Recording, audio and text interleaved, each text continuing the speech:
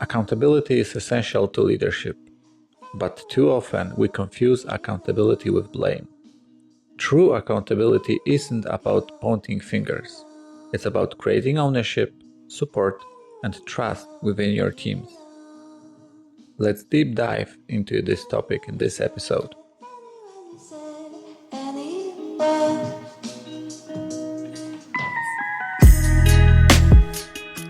I'm Greg Miścichowski, and this is the Uncover Leadership Podcast.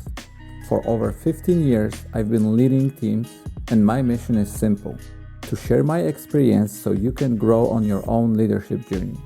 Each episode, I'll bring you some practical tips, real-world insights, and lessons from my path to help guide yours. So listen in. Let's uncover leadership together. Accountability is a very interesting topic. As a leader, accountability should mean to you that you ensure responsibilities are clear within your teams and commitments are honored. How to do that? I'm gonna get back to my favorite topic. Let's make sure you build trust within your teams. And it's essential like everything else, but I'm gonna get back to this a little bit later. Accountability is especially critical in Agile teams, and it's really easily visible if you're going to look at the Agile team. You have a small Scrum team that depends on every single member to deliver value. You're not looking at individuals, you're looking at the whole team. And Agile teams, when they build trust, they keep each other accountable. That's what makes them unique, and that's what helps them deliver value on cadence with good quality and get quicker turnaround, less defects. The list go on and on. So like you can see, the accountability isn't just the one person that do not deliver. The accountability is in Agile teams that the team fail when they fail to fulfill their commitment. The accountability is critical in Agile teams and beyond. But let's talk about blame for a second. Blame occurs when we focus more on who failed rather than why it fails, right? Why something failed. And it creates fear among the team. It damages trust that you hopefully built. And we should start focusing on what happened, why it happened, and how to move forward rather than to find scapegoats and put everything on one individual. Let's give an example. Let's say you as a leader, you missed the deadline. The blame gonna be on you. You messed up. How do you feel? And now try to shift it a little bit. Try to understand it from different angles. Were you accountable? So did you raise the challenge early? And how everyone else responded? How your team responded? How your leader responded to your communication? Because when you communicate it properly, you should receive help. And that's accountability from your side. You're making sure that you do everything in your power to finish the commitments that you made. It's not always possible, and that's just a fact. Sometimes it's external reasons, sometimes it's something else, sometimes it's a knowledge gap, and you might wave your hand, guys, I don't know how to do it, and they say like, yeah, you're gonna figure it out, it's due in 2 weeks. That's not accountability. That's not keeping anyone accountable. It's just push someone towards the edge of a cliff, tell them just fly. And we need to make sure that in Scrum and in Waterfall or just within regular day, when something goes south, instead of pointing fingers, we need to sit down. We need to understand what happened without putting blame on anyone. It's just a fact. It's just a situation that occurred. It's not like someone caused it, at least not intentionally. If they did everything in their power, it wasn't intentional. And how to move forward, how we can quickly get back on track. At this point, that should be the key item. Let's think for a second about the questions I asked earlier. If you're a leader, do you ask yourself a question? Was it communicated on the right time when the situation occurs? What you did as a leader, did you help them? Did you keep the other team members accountable to support them? Did you help with the escalation? Did you help to find the right knowledge, right people to help with the knowledge gap or with the access? Or did you help getting the ticket resolved? Sometimes it's on us as leaders to make sure we help team members fulfill their commitments. So like I just mentioned, leader is accountable for enabling success for their teams. You as a leader, you are accountable to do that. You are the person that should help the teams remove the roadblocks, and I'm gonna say it and remember it. You help them when it's above and beyond their capacity to resolve the issues themselves, right? They need to try first before you're gonna step in to help them out. And in that situations, when they tried everything within the powers and it's still not working, you need to transform into a bulldozer and you need to clear the path for them to be able to move forward.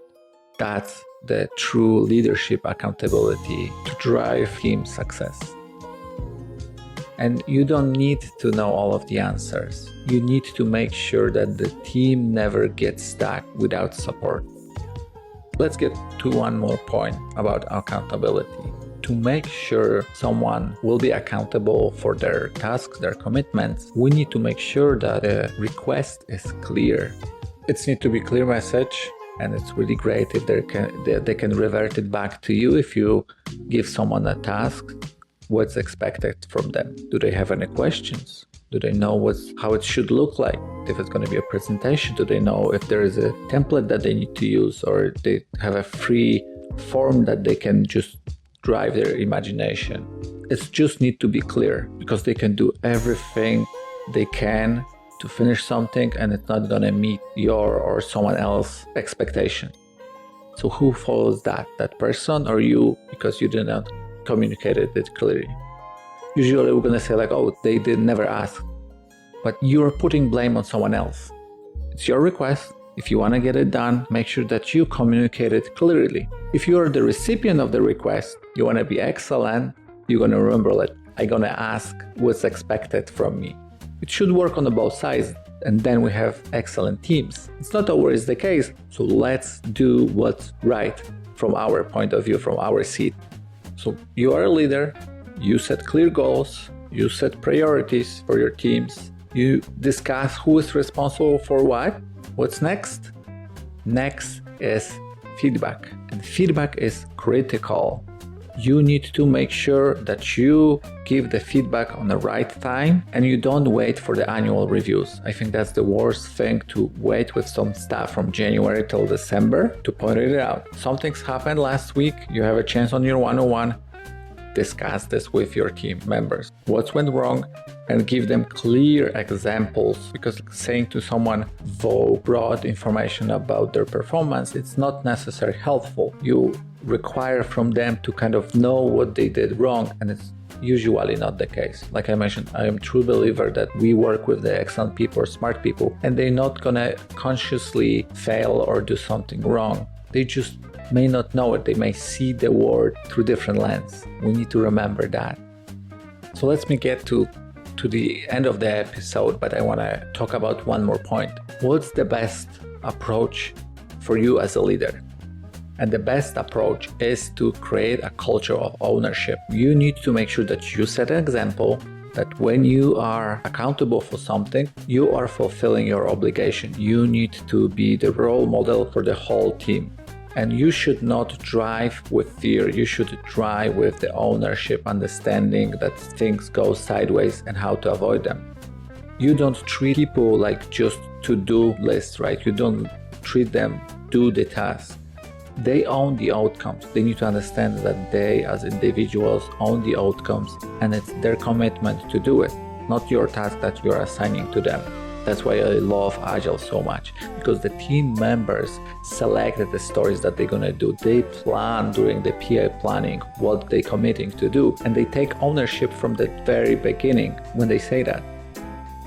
Leaders need to model that accountability, that mindset, that avoiding blaming and pointing fingers, striving for finding solutions and best outcomes from the tough situations.